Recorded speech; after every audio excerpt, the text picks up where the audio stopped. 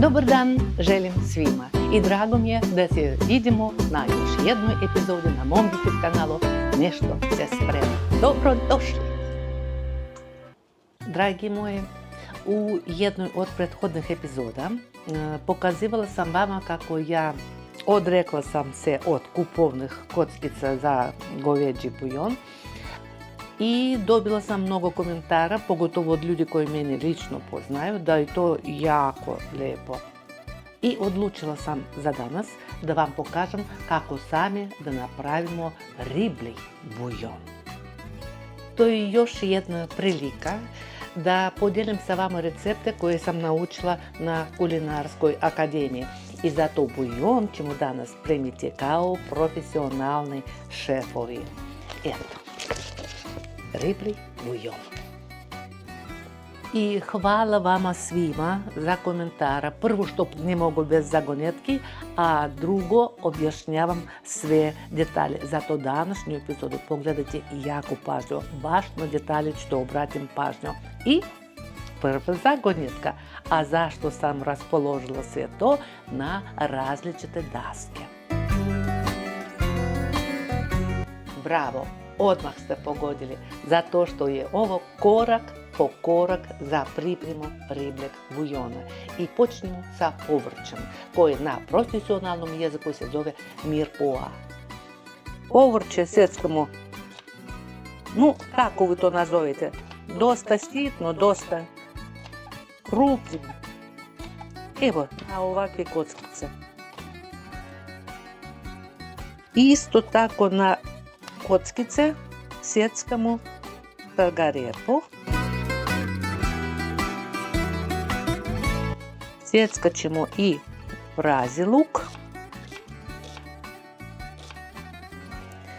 I isto tako da posjeckamo i celer na ovakve kockice. A od peršuna ćemo uzeti samo stabljike i da posjeckamo na ovakve komadiće. Dragi moji, jeste li obratili pažnju da količina šargarepe, celera, luka otprilike ista i to je pravilo mirepoix. I još jedan važni detalj. Prvo, uzimamo šerpu, a ne lonac. Drugo, šerpa mora da ima debelo dno. Tako će nama biti lakše i brže da spremimo osnovu za bujon. I ako možete da zamislite francusku kuhinju bez maslaca, ja lično vama neću da vjerujem. Maslac mora da bude obavezno. Stavljamo maslac i damo njemu lijepo da se rastopi. Evo, sad će. I ubacujemo naše pripremljeno povrće. Evo ide luk i celer i šargarepa, praži luk.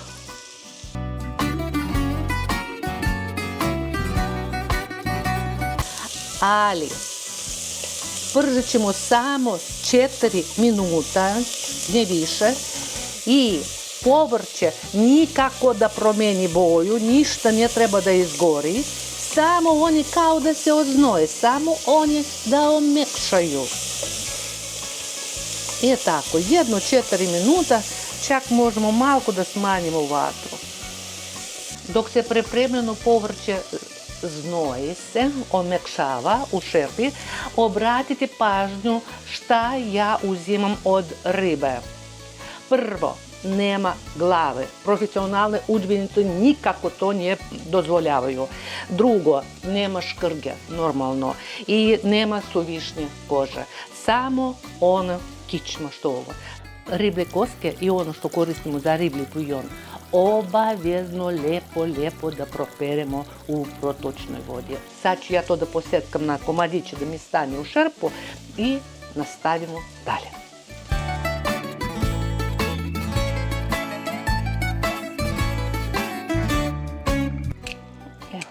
Na takve komadiće ćemo da posjeckamo. Vidite kako lijepo omekšalo povrće za samo 4 minuta. Sad ćemo da ubacimo naše ribu ili to što bilo ribom i isto tako ćemo da pržemo jedno 4 minuta.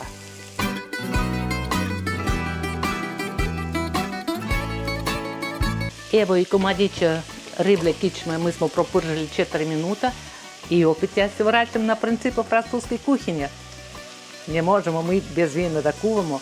Ajmo, čaša belog vina ide.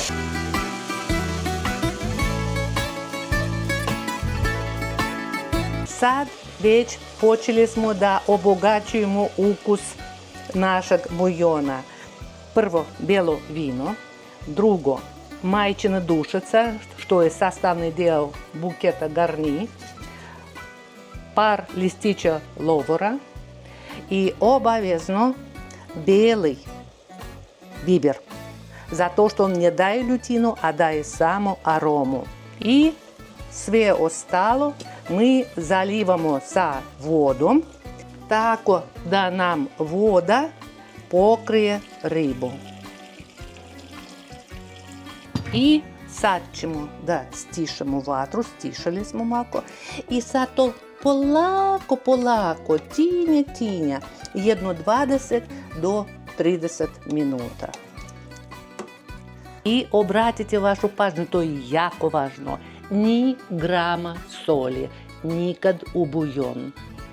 Poslije ćemo, kad budemo koristili već gotovi buljon, onda ćemo da solimo. A sad kad spremimo sam buljon, ni grama soli.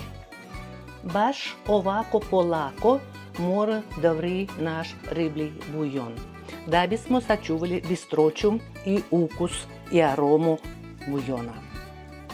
U toku kuvanja može da se formira pjena. Tu pjenu obavezno morat ćemo da uklonimo. Obavezno. Kod ribljih kostiju dodali smo povrće. Zašto? Zato što prvo povrće pomaže da izvuče sve što je ostalo od ribe u buljon. Drugo, povrće daje nama osjećaj lakoće, da je to lagano, nije pretjerano teško jelo i buljon.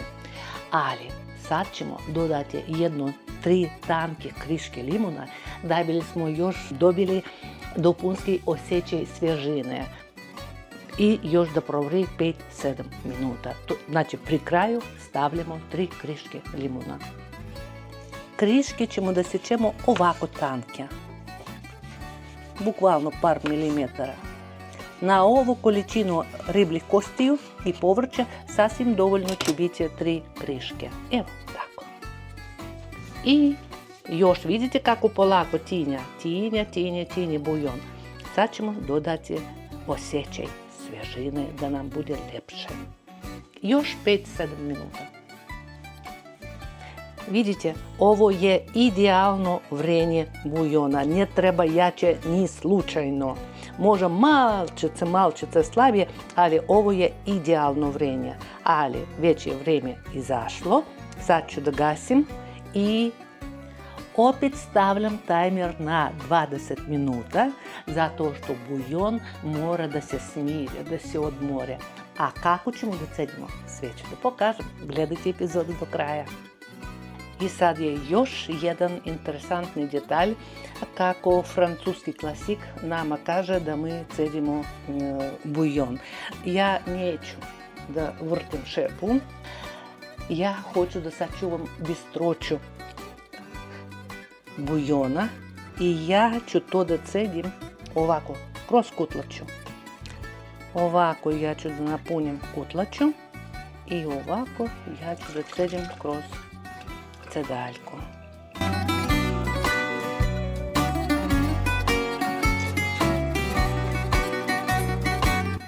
Pogledajte kakva ljepota, kakva milina. Vidite kakvi buljon. Milina. Narode, spremili smo danas riblji buljon.